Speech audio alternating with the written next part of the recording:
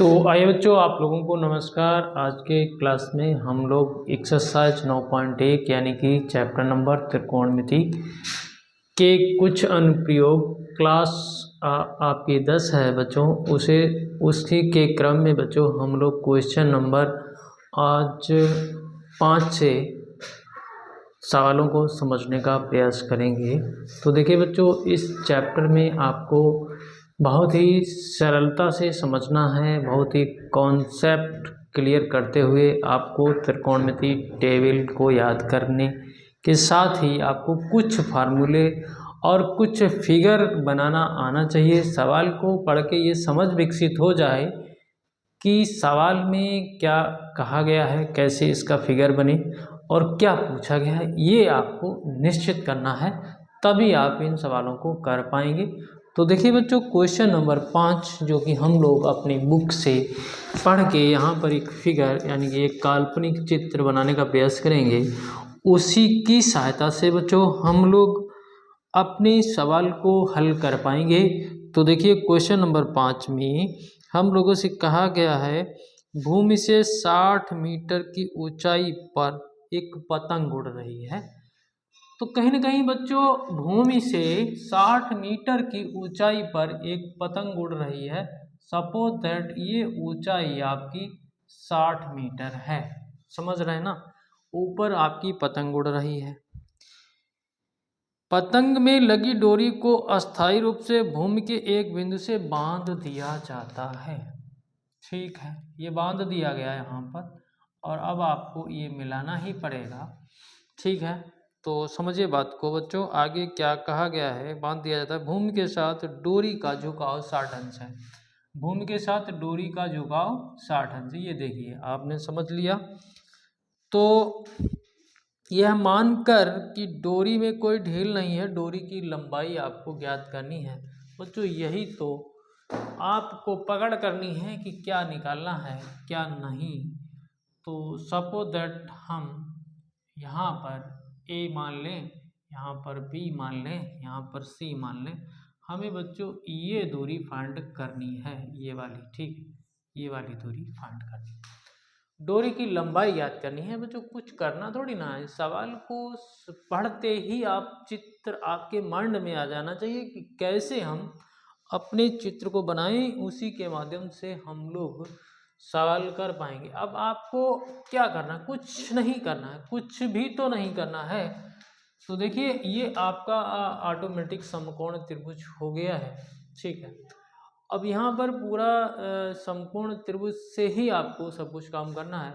तो हम लोग देख सकते हैं कि समकोण त्रिभुज ए बी सी में हम क्या लगा दें बच्चों, जो कि लंब और कर्ण हमारा अप्लाई हो जाए। तो देखिए बच्चों, कुछ नहीं करना है। तो आप देखिए, ध्यान होगा आपको कि लाल बटे कक्का में आपका जो होता है वो साइन लंब बटे कर्ण होता है। तो आप देख रहे हैं चित्र के माध्यम से, अगर हम लोग इसमें अप्लाई कर दें साइन 60 डिग्री बराबर लंब बटे कर्ण, तो लंब आपका इस चित्र के अनुसार ए बी है और कर्ण आपका ए सी है। ठीक है, तो जो मान आपको दिया गया है उसको रख दो। तो ये आपको 60 मीटर दिया गया है और ए सी आपका निकल के आ जाएगा। देखिए साइन 60 का मान कितना होता है बच्चों, आपको पता होगा √3/2 होता है। आप याद कर लेना, नहीं आपको याद हो तो भी आपको याद कर लेना है। ठीक है, अब कैलकुलेशन, जरा सी कैलकुलेशन है, 2 का यहाँ गुणा कर दो और √3 बटे में चला जाएगा। तो बच्चों ये सी यहाँ चला जाएगा। तो देखिए 60 गुणे 2 बटे √3। देखिए समझने का आप प्रयास करिए, 2 यहाँ चला गया, ए सी यहाँ चला गया, √3 बटे में आ गया। अब कहीं ना कहीं यहाँ पर √3 का और गुणा कर लीजिए, क्योंकि ये आपको करना ही है। तो आपका ये नीचे 3 हो गया, ऊपर 120 √3 हो गया, नीचे आपका केवल और केवल 3 हो गया। तो 3 से इसको काट दीजिए तो ये 40 हो जाएगा। तो बच्चों ये 40 √3 और मीटर आ गया है। ठीक है, तो अब जो हमारी जो पतंग की डोरी थी तो हम उसको लिख सकते हैं डोरी की लंबाई बच्चों देखिए कितनी आ गई 40√3 मीटर आ गई है। ठीक है, अब √3 का आपको मान नहीं रखना है, सिंपल सी बात है, जैसा आ रहा है उसे आने दीजिए। तो ये सवाल आपने निश्चित रूप से समझ ही लिया होगा अगर आप वीडियो को देख रहे होंगे। तो बच्चों वीडियो देखिए और कायदे से देखिए और समझिए और चैनल को सब्सक्राइब भी कीजिए। अगला क्वेश्चन भी हम लोग समझने का प्रयास करेंगे। आइए देखते हैं। तो इसे हम लोग साफ कर ले रहे हैं। तो होता कुछ नहीं है इन सवालों में बच्चों। ये क्वेश्चन नंबर 5 था, एक्सरसाइज अपनी 9.1 है और बच्चों एनसीईआरटी की बुक है और क्वेश्चन नंबर 6 को हम लोग अभी अभी समझेंगे। तो इसमें भी बहुत लंबी चौड़ी थ्योरी लिखी गई है, तो उसे पढ़ के कुछ चीज़ें तो समझ में आ ही जाएंगी, ज़्यादा नहीं आएगा तो कुछ ना कुछ तो आ ही जाएगा। 1.5 मीटर लंबा एक लड़का 30 मीटर ऊंचे एक भवन से कुछ दूरी पर खड़ा है। तो आप समझिए जैसे मान लिया हमने ये कोई 30 मीटर ऊंचा भवन है, ठीक है, भवन यानी कोई भी। और बच्चों ये सपोज दैट यहाँ से एक लड़का है जो कहीं ना कहीं ये 1.5 मीटर, ये कितना है 1.5 मीटर लंबा है। ये समझिए बात को, यहाँ पर कुछ दूरी पर ये खड़ा है, ठीक है। जब वह ऊंचे भवन की ओर जाता है, ठीक है, ऊंचे भवन की ओर जाता है, सपोज दैट बच्चों ये यहाँ से चला और यहाँ पर आ गया होगा। मान लो कि यहाँ पर ये लड़का आ गया है, ठीक है, आ गया है, ठीक है, समझना है आपको। और जाता है तब उसकी आँख से भवन का सिर समझिए जब वह ऊंचे भवन की ओर जाता है तब उसकी आँख से भवन के शिखर का उन्नयन कोण 30 से 60 अंश हो जाता है। तो कहने का मतलब बच्चों जब वो पहले खड़ा था तो यहाँ पर उसका उन्नयन कोण 30 अंश रहा होगा, ठीक। अब यहाँ से थोड़ी सी एक लाइन बनाइए, ठीक है, ये बना ली हमने लाइन। ये 30 कितना रहा होगा 30 अंश, सबसे पहले ये एंगल 30 अंश रहा होगा। जब वो यहाँ पहुँच गया तो बच्चों यही एंगल आपका 60 अंश का हो गया। कितना हो गया 60 अंश का, ठीक है। ये तो आप समझते चले हैं। अब ये जो दूरी यहाँ से इतनी कट हुई है ये आपकी 1.5 मीटर हो गई है, 1.5 मीटर हो गई, क्योंकि इतना ही लंबा बच्चों वो लड़का था। अब आगे बढ़िए, बताइए कि वह भवन की ओर कितनी दूरी तक चल कर गया। तो यहाँ समझना है आपको। तो क्या करें, जैसे कि हम यहाँ ए मान लें, यहाँ बी मान लें, यहाँ सी मान लें, ठीक है। यहाँ पर ऐसा करिए बच्चों, ये बीच का पॉइंट है, पहले इसको सी मानिए, यहाँ पर आप इसको डी मान लीजिए, जैसी आपकी मर्जी। तो बच्चों हम लोगों से सपोज दैट ये जो दूरी है ये x मीटर मान लेते हैं, ठीक है, मान लिया हम लोगों ने। अब इसमें बच्चों ये दूरी आपको फाइंड करनी है। और बच्चों आप देख रहे हैं 1.5 मीटर यहाँ से कम हो गया, ये 1.5 मीटर यहाँ से कम हो गया, तो 30 माइनस 1.5 करेंगे तो बच्चों ये 28.5 मीटर रह जाएगा। ये जो दूरी आपकी शेष बची हुई है ये, तो ये 28.5 मीटर शेष रह गई है। और ये बच्चों ये पूरी जो दूरी थी ये 30 मीटर थी। समझने की बात है बच्चों। अब आप क्या करोगे, देखिए आप क्या करोगे, आपको बच्चों करना क्या होगा, आपको ये CD दूरी निकालनी होगी। CD दूरी बराबर हम लोगों ने x मीटर मान लिया है। समझने का प्रयास करें, सी डी दूरी बराबर x मीटर मान लिया है। तो हम लोग अगर बी सी में से बी डी घटा देंगे तो हमें सी डी दूरी मिल जाएगी। ये ऐसा आप समझिए, देखिए बी सी में से बी डी घटा देंगे तो ये दूरी आपको मिल जाएगी। ये देख के चलिए, आप समझ में आ जाएगा। अब आप अपना जो है समकोण त्रिभुज के माध्यम से कुछ चीज़ें आप क्लियर कर सकते हो। तो देखिए, अगर इस एंगल को हम लोग यूज कर लें तो चूंकि ये 28.5 मीटर यहाँ दिया है, पूरी दूरी है, तो कहीं ना कहीं ये निकाल लेंगे आराम से।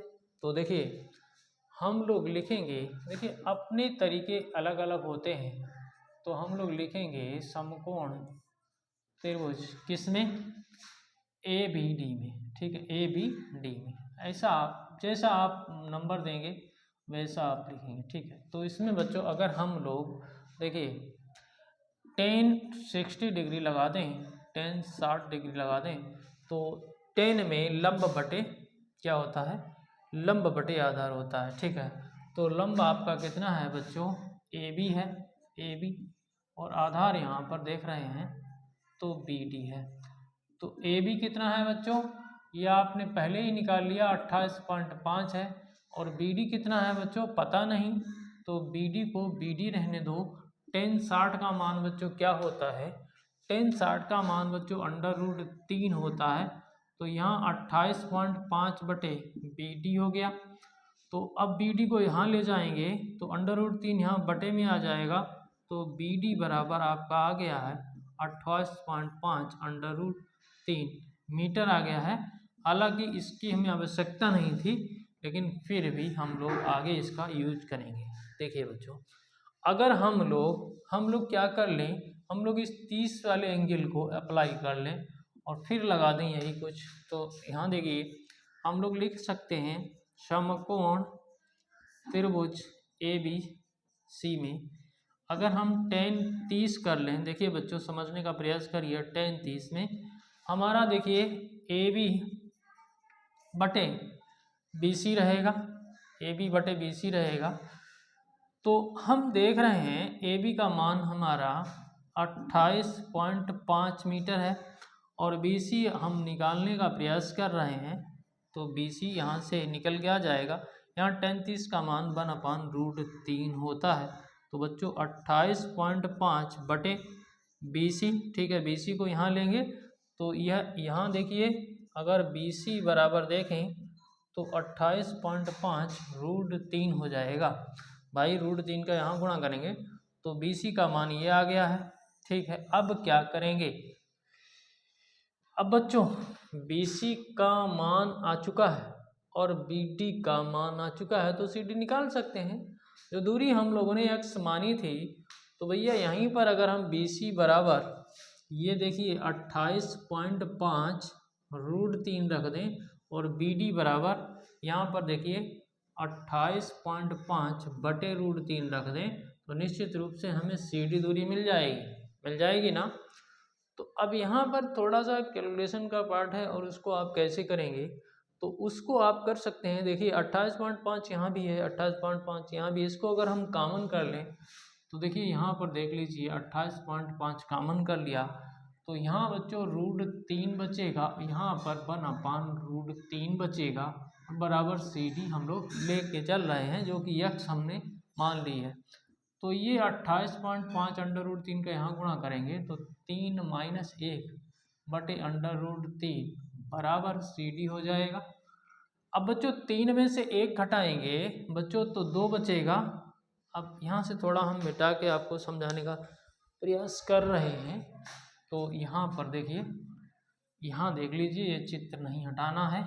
तो देखिए, तो ये आपका सी डी के बराबर बच्चों 28.5 × 2 बटे √3 हो रहा है, ठीक है। अब चूंकि हर बार में हम लोग √3 का ऊपर नीचे गुणा कर रहे हैं, तो यहाँ भी कर दीजिए भाई।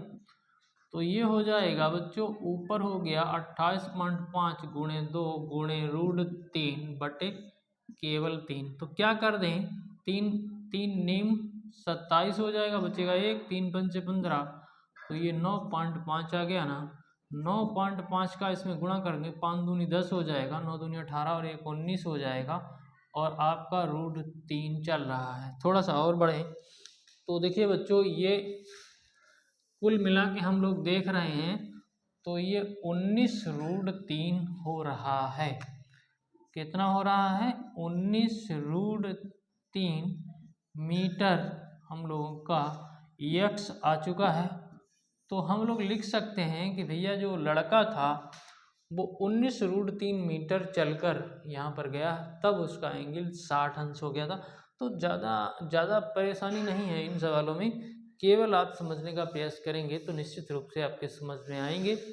तो इस प्रकार से यदि हम लोगों ने 2 सवाल यहाँ पर किए हैं, यदि आप लोगों के समझ में आए हों तो चैनल को सब्सक्राइब करें और बेल आइकन को प्रेस कर लें, ऑल पर सेट कर लें, वीडियो का नोटिफिकेशन मिले आपको।